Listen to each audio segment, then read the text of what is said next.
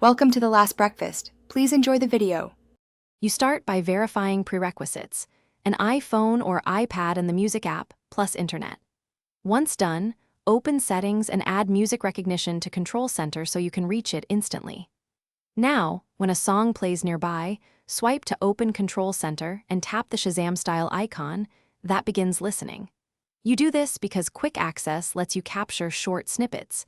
Make sure ambient noise is reduced for better accuracy. Once you tap the music recognition button, it listens for a few seconds and displays a result. If a match appears, tap the result card to see artist, song, album, and playback options. You can play a preview or open it directly in Apple Music. To save it, choose Add to Library or Save to a designated playlist.